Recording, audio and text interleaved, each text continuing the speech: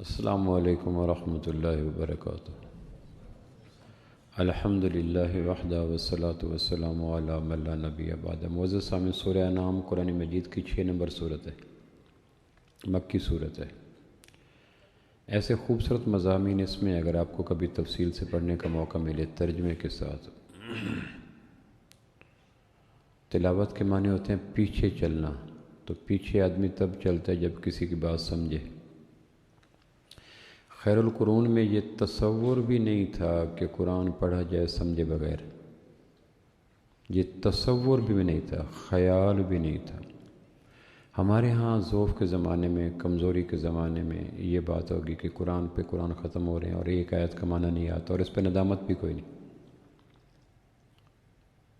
پورا قرآن 6 قرآن مکمل کیے، 10 قرآن مکمل کیے، اور ندامت کی ایک چھینٹ، ایک ذرہ احساس کا ایک قطرہ نہیں ہوتا آنکھوں میں، لہجے میں، جسم پہ، کہ میں نے ایک آیت کا ترجمہ بھی نہیں آتا۔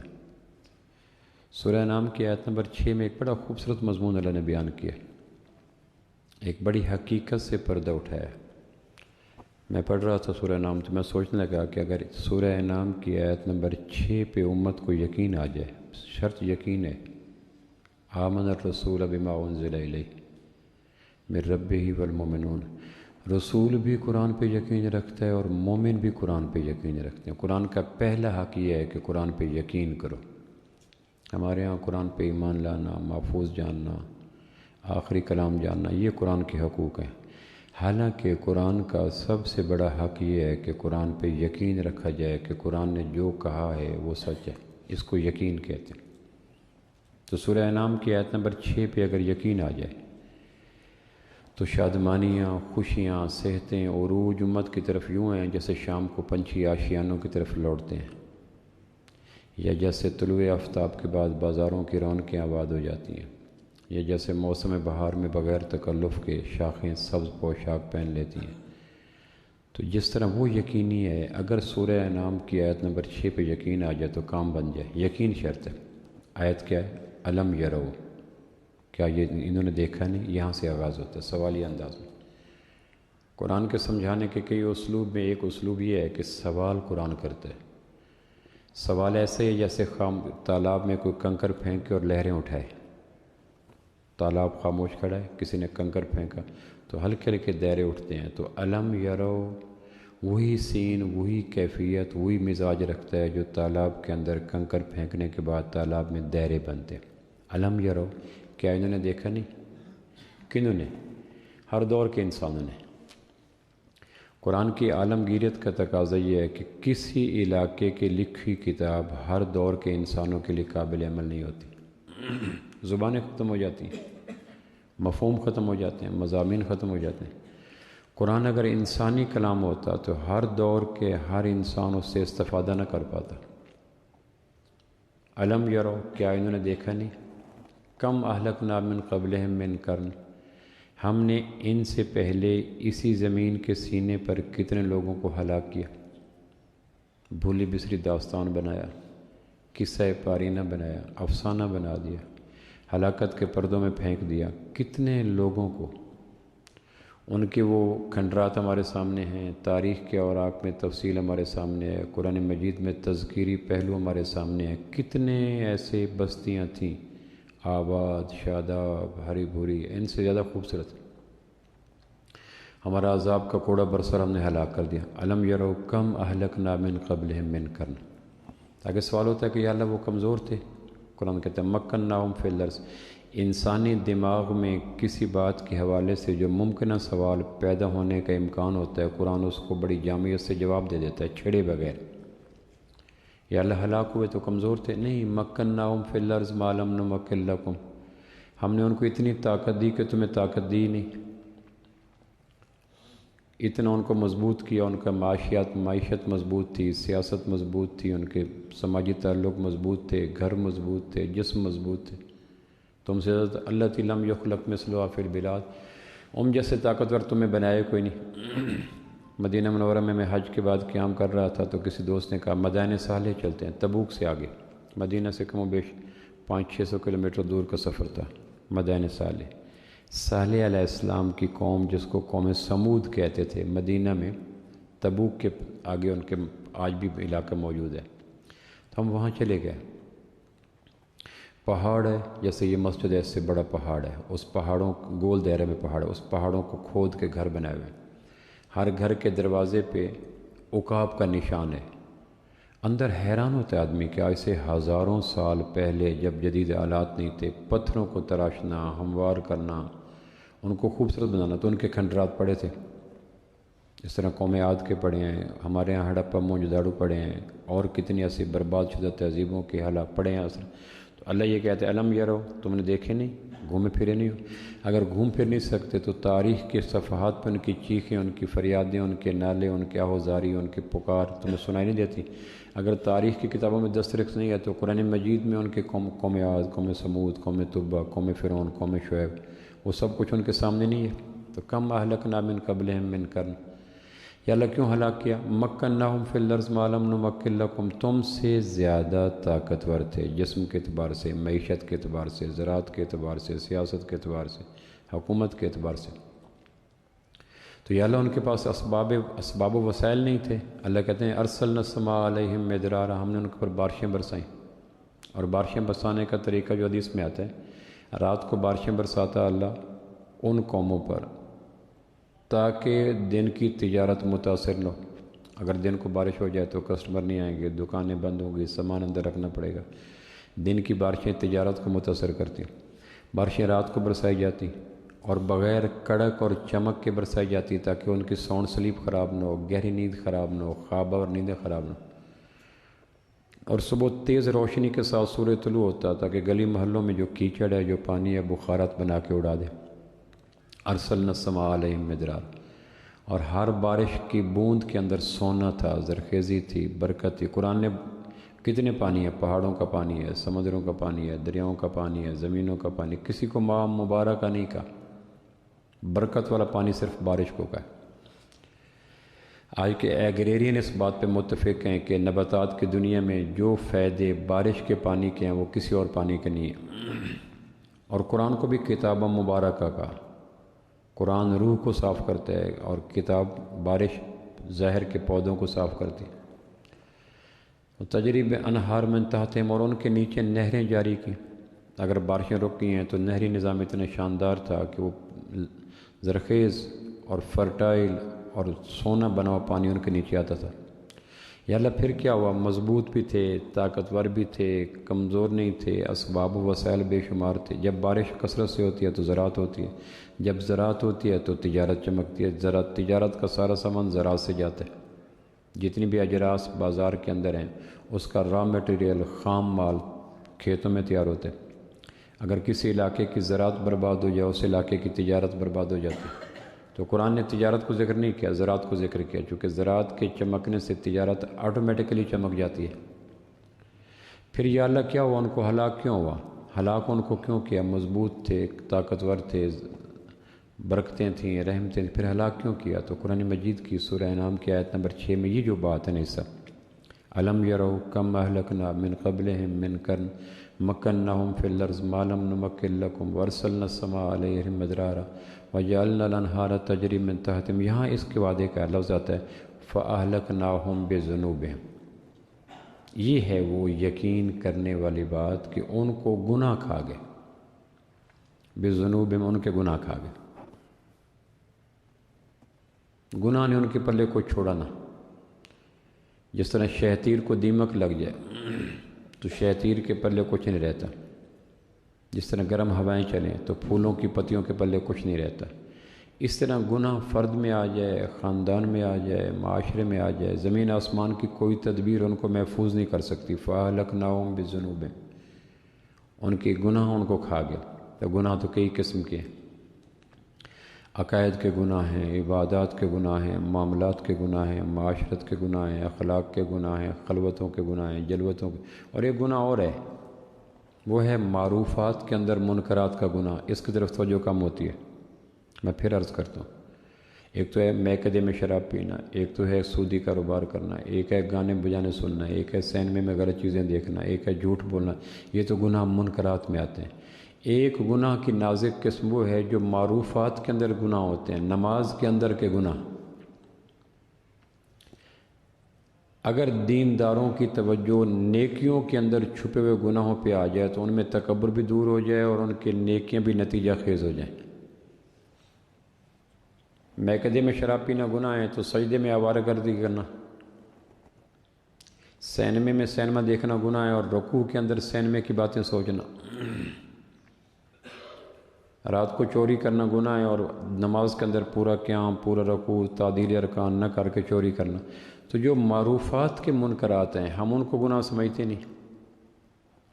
پہلی صدی میں جو عبادات نتیجہ خیز تھیں اور نیکیاں نتیجہ خیز تھیں، سبب یہ تھا کہ نیک معروفات کے منکرات پہ نظر رکھتے تھے۔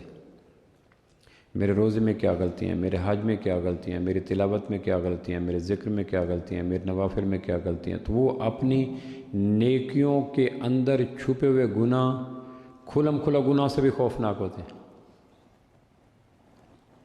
جب عابد اور زاہد اپنے معروفات کے منکرات پہ نظر نہیں رکھتے تو ان میں تکبر بھی آتا ہے اور عبادات بھی نتیجے سے محروم ہوتی ہیں۔ روزہ ہوتا ہے، تقوی نہیں آتا ہے، نماز ہوتی ہے، تنہا عن الفحشاء والمنکر نہیں آتا، زکوٰۃ ہوتی ہے، مال کی محبت نہیں جاتی۔ وجہ کیا ہے کہ ان کی نیکیوں کے ساتھ سائے کی طرح چلنے والے گناہ اس پہ نظر نہیں ہوتی۔ پوچھا سب سے بڑا چور کون ہے؟ فرمایا جو نماز میں چوری کرے۔ یہ نہیں کہ دکانوں میں، کھیتوں میں، کھلیانوں میں چوری، وہ بھی چوری ہے۔ یا فرمایا سب سے بڑا چور وہ ہے جو نماز میں چوری کرے۔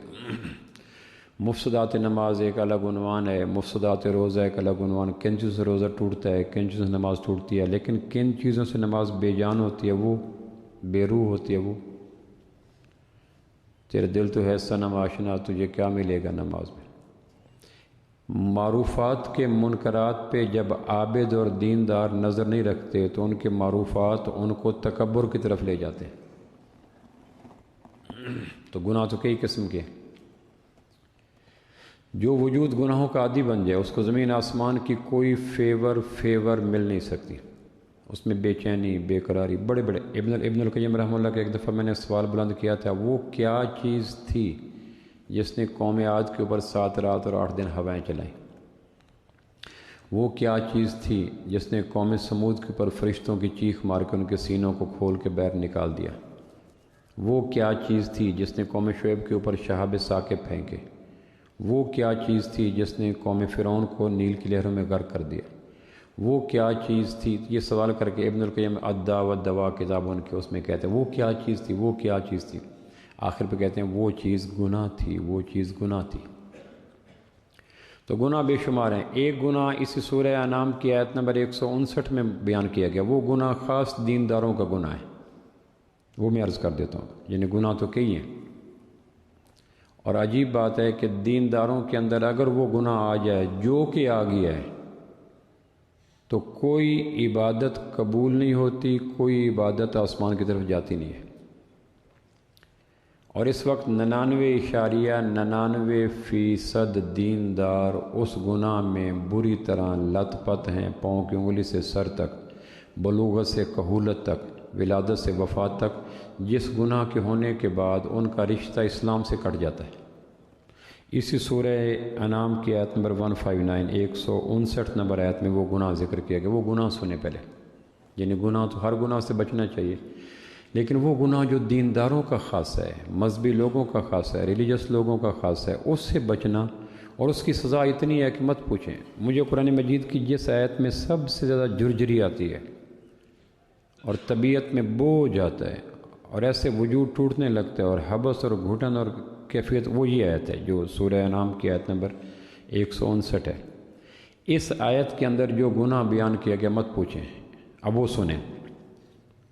پہلی بات یہ ہے کہ فَأَهْلَكْنَاهُمْ بِذُنُوبِهِمْ، ہم نے ان کو وَأَنشَأْنَا مِن بَعْدِهِمْ قَرْنًا آخَرِينَ، پھر نئے لوگ آگے، ثُمَّ جَعَلْنَاكُمْ خَلَائِفَ مِن بَعْدِهِمْ لِنَنظُرَ كَيْفَ تَعْمَلُونَ، پھر ہم نے تمہیں زمین پہ خلیفہ بنا دیا دیکھنے کے لیے کہ گنہگاروں کے مانوی وارث بنتے ہو یا انبیاء کے جانشین بنتے ہو، یہ دیکھنے کے لیے کہ تم کن کے وارث بنتے ہو۔ ثُمَّ جَعَلْنَاكُمْ خَلَائِفَ فِي الْأَرْضِ مِن بَعْدِهِمْ لِنَنظُرَ كَيْفَ تَعْمَلُونَ، یہ دیکھتے ہیں کہ اب تم اپنی روش کے لیے کن کی زندگی مستعار لیتے ہو۔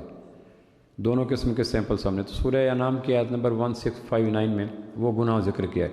اتنا گناہ برا ہے کہ مت پوچھو۔ وہ گناہ کیا ہے؟ ان الذین فرقوا دینہم، جن لوگوں نے دین میں فرقہ واریت کی، وکانوا شیعا، اور گروہ گروہ ہو گئے. یہ فرد جرم گناہ یہ ان الذین، بے شک وہ لوگ جنہوں نے فرقہ واریت کی، دینہم دین میں. پہلی صدی میں نام دینی ہوتے تھے. صلاح الدین ایوبی دین آتا تھا، عماد الدین دین آتا تھا، نور الدین دین آتا تھا. اب حنفی، مالکی، شافعی، قادری، چشتی، اب ناموں کے ساتھ دین آتا ہی کوئی نہیں.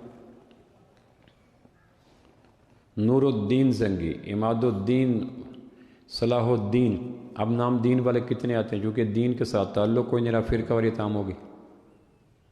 ان الذین فرقوا دینہم، جنہوں نے دین میں فرقہ واریت کی، وکانوا شیعا، اور گروہ گروہ ہو گئے. اب اس کی سزا دیکھیں. لست منہم فی شیء، میرے محبوب آپ کا ان سے ذرہ برابر بھی تعلق کوئی نہیں. یہ ترجمہ ہے، ترجمانی نہیں، تفسیر نہیں، یہ ترجمہ ہے. شے کہتے ہیں جس سے چھوٹی چیز ویزیبل ہو ہی کوئی نہ، سب سے چھوٹی چیز کو عربی میں شے کہتے ہیں. میرے محبوب جنہوں نے فرقہ واریت کی دلدل میں ڈوبے، کیوں؟ اور جنہوں نے گروہ گروہ ہو گئے. لست منہم فی شیء، آپ ان کو کہہ دیں کہ میرا تم سے ایک شے کے برابر بھی تعلق کوئی نہیں. یا اللہ وہ حج کریں کا کوئی تعلق نہیں، عمرہ کریں کا کوئی تعلق نہیں، چلہ 4 مہینے لگائیں کا کوئی تعلق نہیں، ذکر اذکار کریں کا کوئی تسبیح تعلق نہیں، حج مفتی بن جائیں کوئی تعلق نہیں. کوئی ایسی نیکی نہیں ہے جو فرقہ واریت کے مریض کو اللہ کے نبی کے ساتھ تعلق قائم کروا سکے. عمرہ کر رہا ہے، طواف کر رہا ہے، جہاد کر رہا ہے، تسبیح کر رہا ہے، تلاوت کر رہا ہے، تہجد کر رہا ہے، اوابین پڑھ رہا ہے، چاشت پڑھ رہا ہے، بڑا کچھ ہے. لست منہم فی شیء. اتنی بھونچال پیدا کر دینے والی یہ آیت ہے کہ کسی گناہ کے بارے میں اس درجے کی وعید کوئی نہیں میں نے سنی. کہ میرے وہ نعرے لگائے، وہ دعوے کرے، وہ انگوٹھے چومے، وہ آنکھوں کو ہاتھ لگائے، وہ صبح و شام ذکر اذکار کرے. کہ میرے میں وہ اگر فرقہ واریت میں مبتلا ہے، قرآن کی نص آیت نمبر 159 سورہ انعام آیت نمبر سورہ 6 اس کے اندر ہے کہ میرے محبوب آپ کون سے تعلق ہی کوئی نہیں. اور تعلق کا معیار کیا؟ شیء، انما امرہ الی اللہ، تو اللہ بتائے گا ان کو. اچھا یہ کیوں کہا گیا؟ اس لیے کہ نبی رحمت کی محنت اور تعلیمات کا سارا جد و جہد مسلمانوں کو اکٹھا کرنا ہے، اور فرقہ پرست آدمی کی ساری تعلیمات کا جد و جہد مسلمانوں کو الگ کرنا ہے. تو اس کی عمر بھر کی محنت نبوت کی عمر بھر کی محنت کے خلاف ہوتی ہے. ایک باپ نے ایک اینٹ جوڑ کے رقبہ بنایا، پیسے بنایا، بیٹا اس کا سارا رقبہ بیچتا ہے، حج پہ جا رہا ہے، عمروں پہ جا رہا ہے، مسجد بنوا رہا ہے، تو باپ کو پھر بھی کھٹکتا ہے بے شک وہ جتنا ہی کچھ کر رہا ہے کہ میری عمر بھر کی محنت کو اس نے میرے سامنے بیچ دیا. اور ایک آدمی نبوت کی عمر بھر کی محنت کو اگر ایک لفظ میں بیان کیا جائے تو مسلمانوں کی وحدت، اتحاد، اتفاق. اختلاف آپس کا، تفرقہ آپس کا اتنی بری چیز ہے کہ 1000 خامیوں کے باوجود، 1000 خوبیوں کے باوجود بھی تفرقے والا کبھی اللہ کی نظر میں معتبر نہیں ہوتا.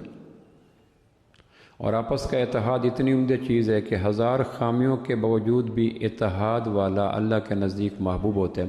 تو فرقہ پرست کسی بھی نوع کا ہو، اپنے کل حزب بما لدیہم فارغون، ہر فرقہ والا اپنے آپ کو نجات دہندہ سمجھتا ہے.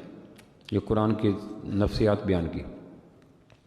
جو جس فرقے کے ساتھ اٹیچ ہے، کل حزب بما لدیہم فارغون، وہ فرحت میں خوش میں ہے کہ میں حق پہ ہوں، سچ پہ ہوں، سواد اعظم ہوں، ناجی ہوں، بخش بخش. وہ جو 72 میں سے ایک بچے گا، وہ ایک میں ہوں.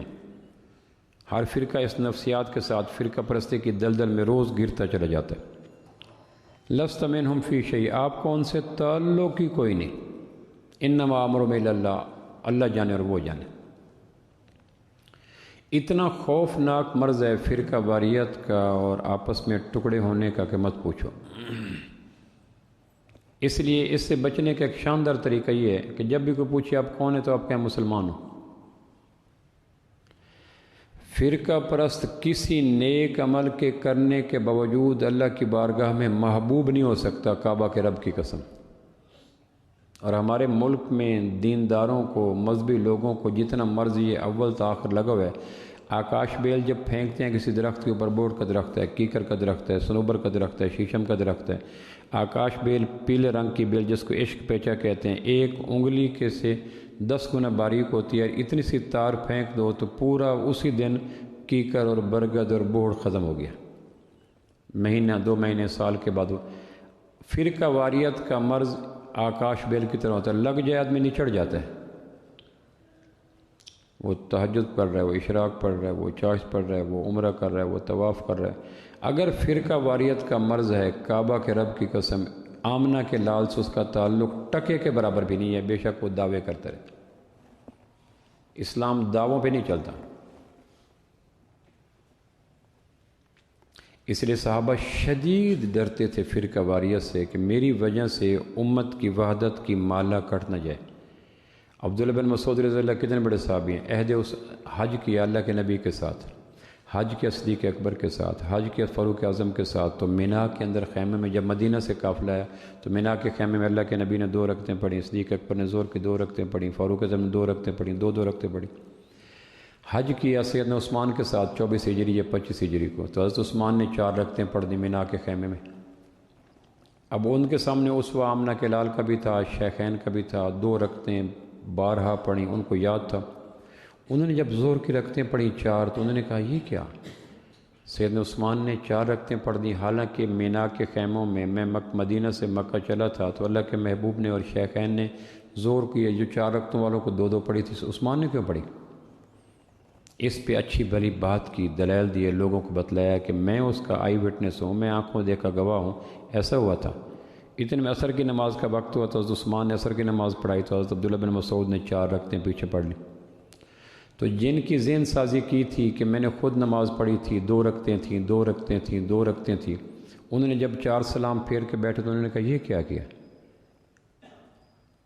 حضرت عثمان کو 2 رکعتیں پڑھانی چاہیے تھی، انہوں نے 4 پڑھا دی، بقول آپ کے خلاف سنت ہے، تو آپ نے کیوں پڑھی؟ فرمانے لگے 2 رکعتوں کے بجائے 4 رکعتوں کو پڑھ لینا میرے لیے آسان ہے، نیا فرقہ قائم کرنے سے میں ڈرتا ہوں۔ اگر میں الگ ہو کے بیٹھ جاتا، میں 1.5 کی مسجد بنا لیتا، پھر کیا ہوتا؟ کچھ میرے پیچھے کھڑے ہو جاتے، کچھ ان کے پیچھے کھڑے ہو جاتے، نقصان ہو جاتا۔ تو میں اپنی نماز کو دہرا سکتا ہوں، نہ دہراؤں، نماز کی قربانی دے سکتا ہوں، لیکن یہ نہیں کر سکتا کہ امت کی وحدت کے محل کے اندر ایک اینٹ سرک جائے میری وجہ سے، اس گناہ کا مرتکب میں نہیں ہونا چاہتا۔ فرض نماز کی قربانی دے دی۔ تو فرقہ واریت کا مریض شخص جس میں بلڈ کینسر ہوتا ہے، ملٹیپل میلیما ہوتا ہے، اس کا اگر خون اندر کینسر والا چل رہا ہے، جو کھاتا رہے، جو پیتا رہے، اندر خون اس ایک عضو کو، جہاں جہاں خون نے جانا ہے، آنکھوں کی بینائی کمزور ہوگی، زبان کی گویائی کمزور ہوگی، ہڈیوں کی مضبوطی کمزور ہوگی، دل کی دھڑکن کمزور ہوگی، کھال کی پختگی کمزور ہوگی، کیونکہ خون جو کینسر والا چل رہا ہے۔ فرقہ واریت کا مرض اندر ہے تو آدمی جو کرتا رہے مردود حرم ہے، فائدہ کوئی نہیں۔ اور ہمارے ہاں کم نصیبی سے پاکستان کا شاید کوئی ضلع ہو، کوئی تحصیل ہو، کوئی سب تحصیل ہو، کوئی بڑا گاؤں ہو جہاں مسجدوں کے نام پہ فرقہ واریت کا عذاب نہ ہو۔ حالانکہ مسجدیں تو اللہ کا گھر ہیں، کسی کی ملکیت تو نہیں ہے۔ ہارون رشید نے اپنی بیوی زبیدہ سے کہا اگر تو راتوں رات میری اسٹیٹ سے باہر نہ نکلی تو میں طلاق۔ زبیدہ سے محبت تھی شدید، امین کی والدہ۔ جب جوش دور ہوا، ہوش آیا، تو پھر سوچا کہ اس وقت تو میں نے کہہ بیٹھا تو میری سلطنت تیز ترین سواری گھوڑا تھی۔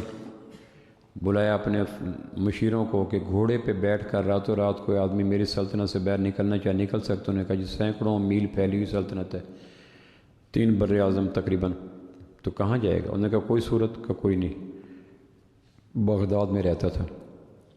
اب وہ حیران ہوا کہ اگر راتوں رات زبیدہ میری سلطنت سے باہر نہ نکلی طلاق، اور نکلنے کے لیے امکان کوئی نہیں، تو امام ابو حنیفہ رحمہ اللہ کے شاگرد تھے، امام ابو یوسف یعقوب نام تھا، ان کو بلا کے، چیف جسٹس تھے، قاضی القضات، ان کو بلا کے کہا میں نے یہ کہا ہے کوئی بچنے کی صورت ہے؟ انہوں نے کہا اپنی بیوی کو رات مسجد میں ٹھہرا دو، چونکہ مسجد کسی کی ملکیت نہیں ہوتی۔ تو انہوں نے کہا ہے میری سلطنت، میری ریاست، تو مسجدیں کسی کی ریاست میں نہیں ہوتی ہیں، لیکن ہارون کو اگر آج کا دور دکھایا جائے تو مسجدیں تو ریاست بن چکی۔ شہر میں جو معتبر میری گواہی سے ہوا، پھر بھرے شہر میں نامعتبر اس نے کیا۔ مسجدیں جوڑنے کا ذریعہ ہوتی ہیں۔ ہمارے دور میں کم نصیب فرقہ پرست لوگوں نے جوڑنے کے ذریعہ کو توڑنے کی بنیاد بنا دی۔ مسجد کے گیٹ پہ لکھے ہوئے مسجد کا نام پڑھیں،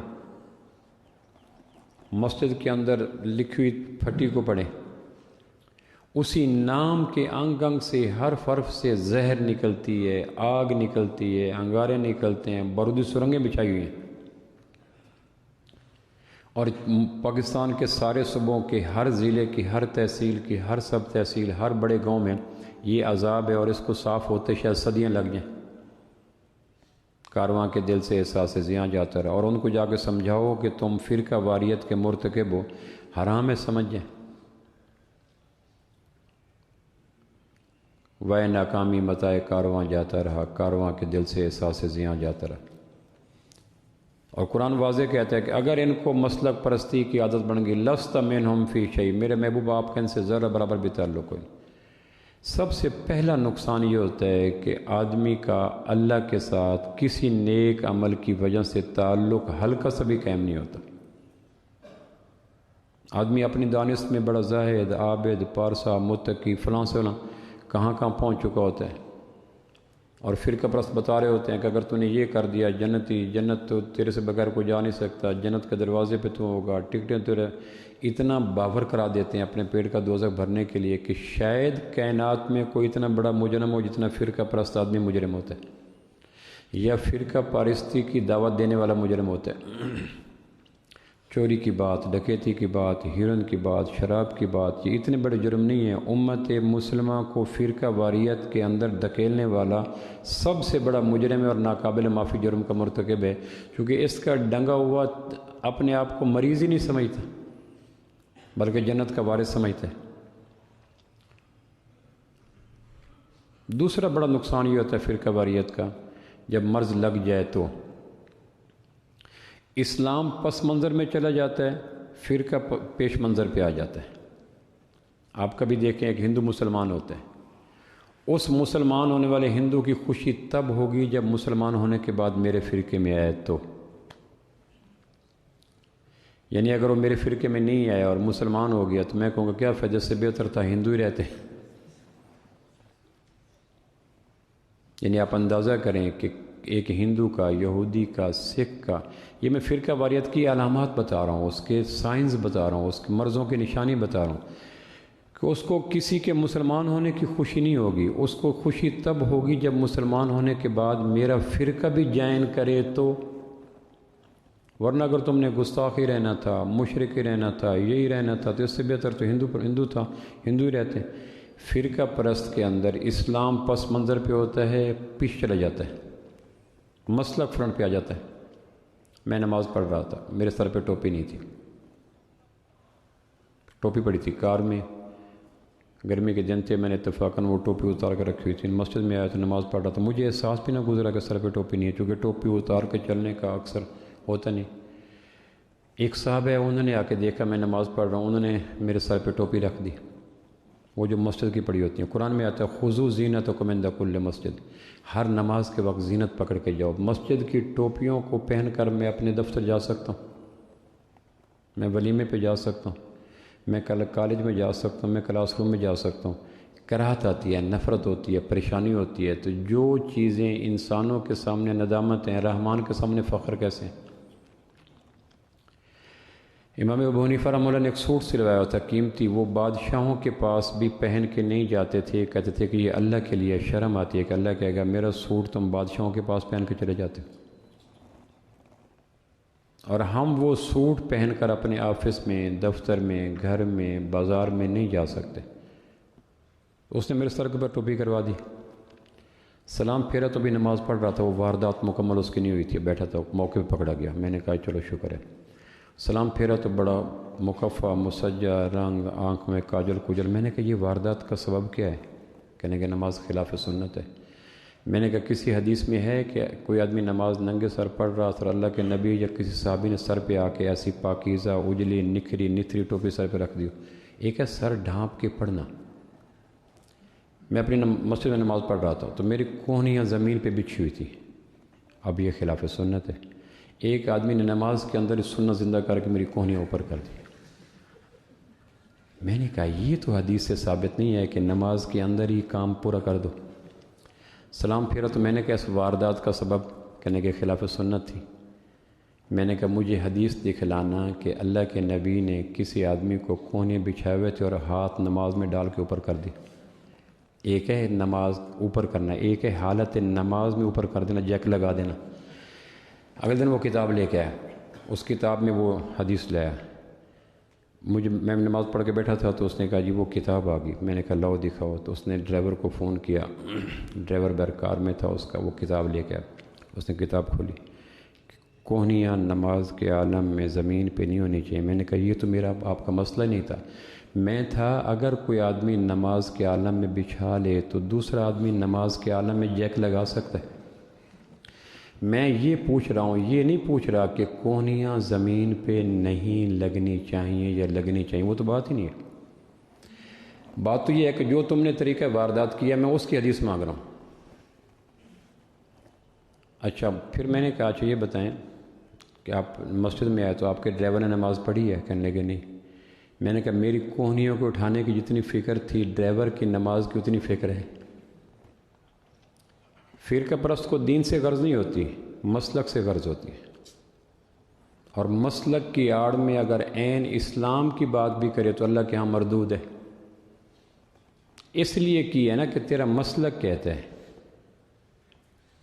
وہ صاحب جنہوں نے میرے سر پہ ٹوپی رکھی، نماز کے بعد بہر ہے تو اس کی بچیاں بے پرد برگر کھا رہی تھیں کار میں، اور ڈرائیور کھڑا تھا۔ میں نے کہا انہوں نے نماز پڑھی ہے؟ کہنے لگے نہیں۔ ڈرائیور نے نماز پڑھی ہے؟ میں نے کہنے لگے نہیں۔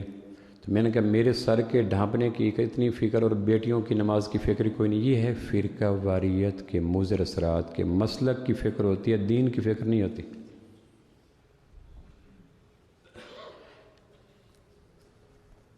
ایک جگہ دکان، مسجد کے اندر دکانیں تھیں، مسجد کی پراپرٹی میں 10-12 دکانیں۔ تو میں نے ایک دن ایک آدمی سے پوچھا، میں نماز پڑھنے گیا تو اس نے کہا جی آپ نے یہ کیا تو نماز یہ خلاف سنت ہے۔ میں نے کہا ایک ہے کہ حدیث اور ایک ہے حدیث کا فہم۔ حدیث کے اندر انکار کوئی نہیں، فہم میں دو رائے ہو سکتی ہیں۔ غزوہ خندق کے بعد آپ نے فرمایا کہ قریظہ کی نماز بستی تھی مدینہ کے پاس یہودیوں کی، آپ فرمایا عصر کی نماز سارے صحابہ جا کے بنو قریظہ پڑھیں، بخاری کی روایت ہے۔ بنو قریظہ ایک یہودیوں کی بستی تھی غزوہ خندق کے بعد، عصر کی نماز کچھ لوگوں کو کہا جا کے بنو قریظہ پڑھیں۔ اب یہ حدیث ہوگی عصر کی نماز بنو قریظہ پڑھیں، صحابہ روانہ ہو گئے۔ قریظہ کی بستی دور تھی اور سورج ڈوبنے لگا۔ اب یہاں اس حدیث کے فہم میں دو رائے ہوگی۔ ایک نے کہا کہ اللہ کے نبی کا منشا یہ تھا کہ اتنا تیز چلو کہ عصر تک قریظہ پہنچ جاؤ، یہ نہیں تھا کہ اگر تیز نہ چل سکو، خندق کے تھکے ہوئے تھے، تیز نہ چل سکو اور سورج ڈوبے تو پھر بھی نماز قریظہ جا کے پڑھ لیا، ہم تو نماز پڑھنے لگے ہیں۔ اب یہ حدیث سے انکار نہیں ہے، حدیث کے فہم ہے کہ میں اس حدیث سے یہ سمجھا ہوں۔ انہوں نے نماز پڑھ لی۔ دوسرے نے کہا ہمیں تو وہ 2 ٹوک الفاظ یاد ہیں کہ عصر کی نماز تم میں سے کوئی نہ پڑھے ما سوائے بنو قریظہ کے، تو ہم تو بنو قریظہ پڑھیں گے۔ بنو قریظہ پہنچے تو سورج ڈوب چکا تھا، مغرب کی نماز کے بعد انہوں نے عصر پڑھی۔ اب دونوں کے عمل میں کتنا فرق ہو گیا، ایک نماز پڑھ چکا ہے ایک نہیں پڑھ چکا۔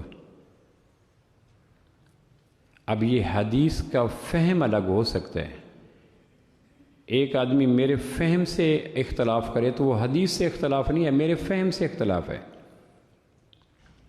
میں یہ کہہ رہا ہوں کہ آپ جو یہ کہہ رہے ہیں کہ اس آپ کے حدیث کی تشریح جو آپ نے کیا نا، مجھے تشریح سے اختلاف ہے، وہ کہتا ہے تشریح سے نہیں، تو حدیث سے اختلاف کر رہے ہیں۔ اب یہ الگ الگ چیز ہے۔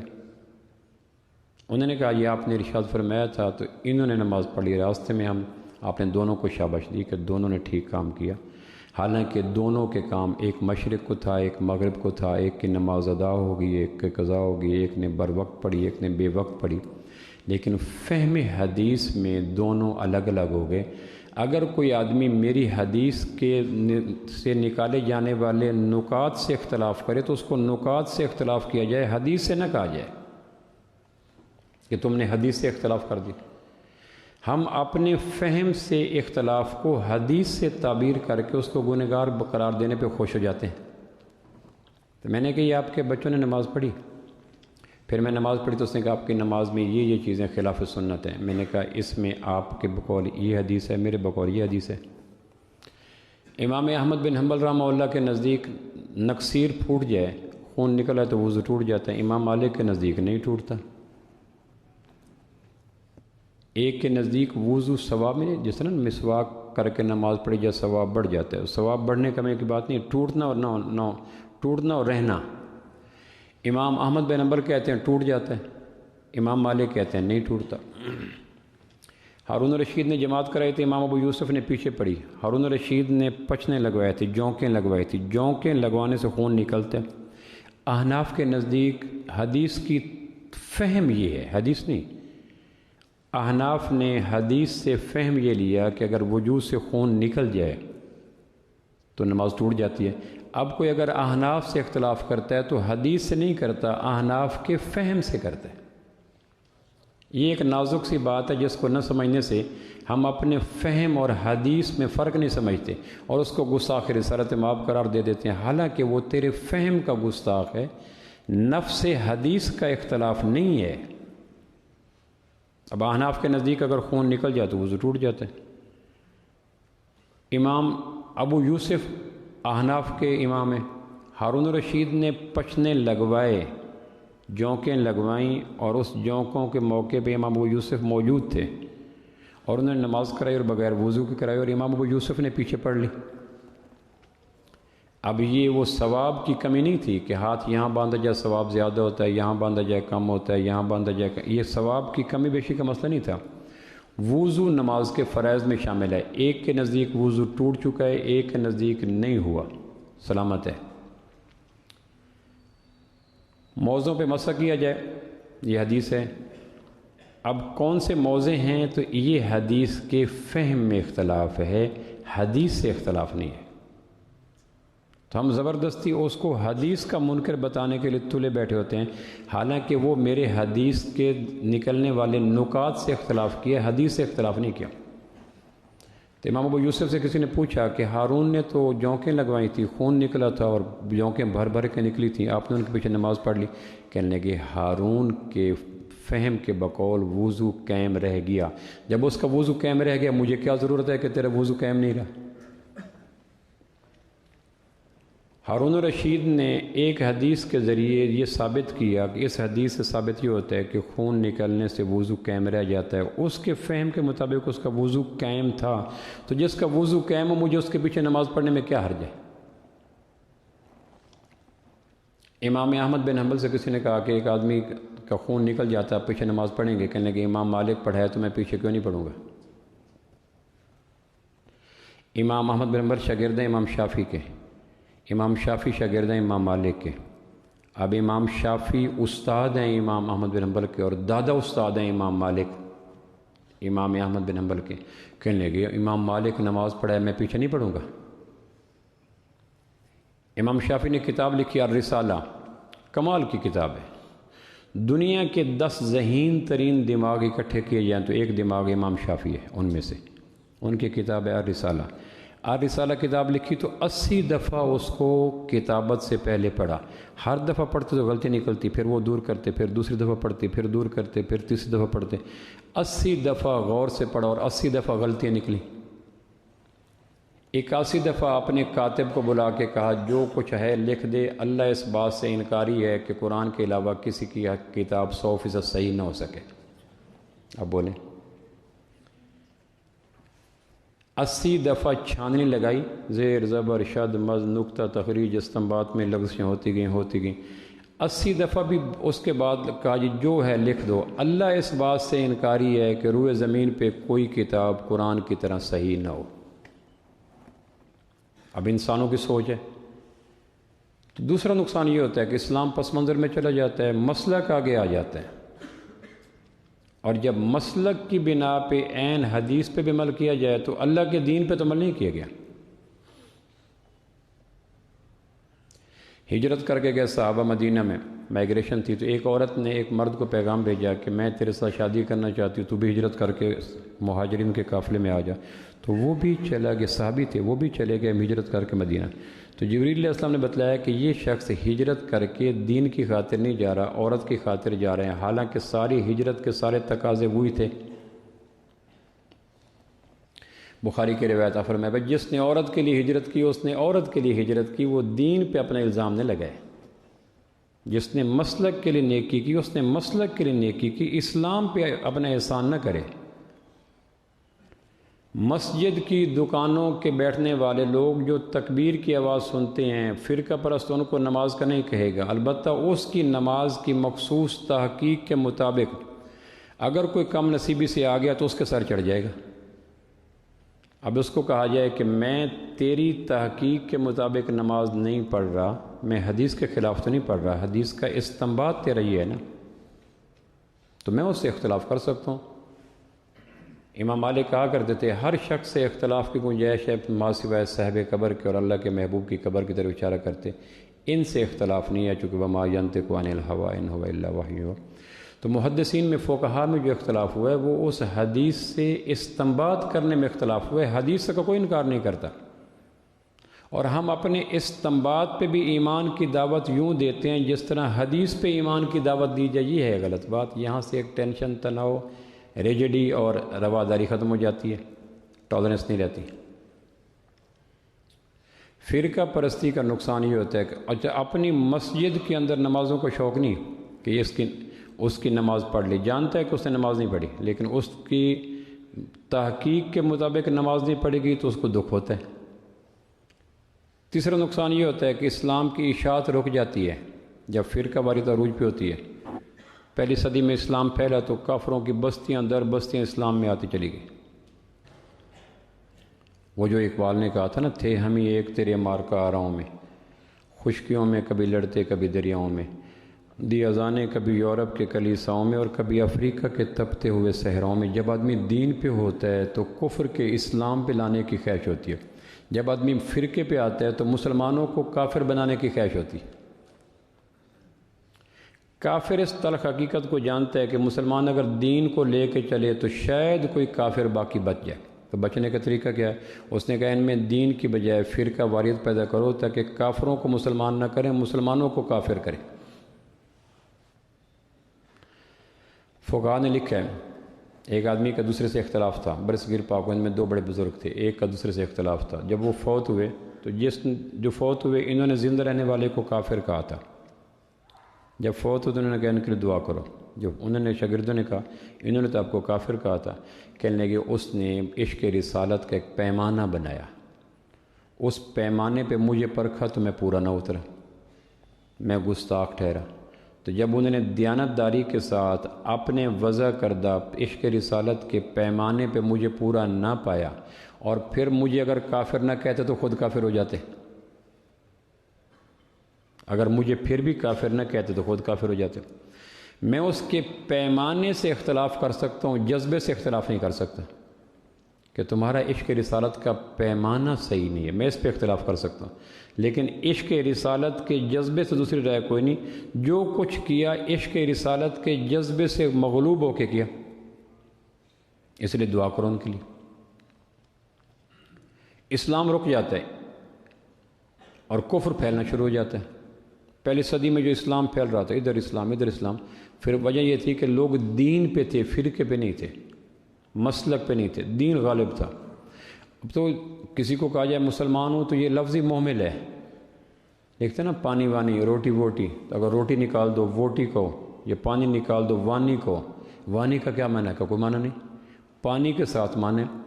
میں دیوبندی مسلمان ہوں تو مسلمان کی ویلیو ہے، اگر میں دیوبندی نکال دوں میں مسلمان ہوں تو کہیں ہیں تو ٹھیک لیکن ہیں کیا؟ مسلمان وانی کے مقام پہ آ گیا۔ فرقہ واریت کے دور میں اللہ کا رکھا ہوا نام محمل ہو جاتا ہے، بے مایہ ہو جاتا ہے۔ اب ہزار کہ مسلمان ہوں، کوئی آدمی اس جواب سے مطمئن نہیں ہوگا۔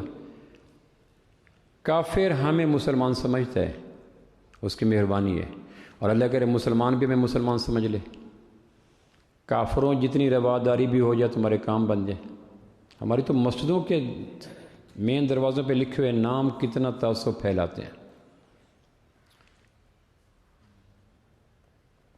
تو گزارش میں یہ کر رہا تھا کہ کوشش کریں اس مرض سے بچیں، اور یہ مرض کینسر کی طرح ہے جو آنکھوں میں، کانوں میں، رگوں میں، اور بڑے بڑے، اور یہ مرض دینداروں کا ہے، اور جتنا بڑا دیندار ہوگا اتنا بڑا فرقہ پرست ہوگا۔ اور توڑ اس کا یہ ہے کہ ہر مسلمان سے سلام کرو، ہر مسلمان کے پاس جاؤ، ہر مسلمان کے پاس آؤ۔ یہ سارے فروعی اختلافات ہوتے ہیں۔ اور پھر آخر پہ کہہ دیتا ہوں، فرا شاخوں کو کہتے ہیں، اور شاخوں میں لچک اچھی لگتی ہے، جب شاخیں خشک ہو جائیں تو بے لچک ہو جاتے ہیں۔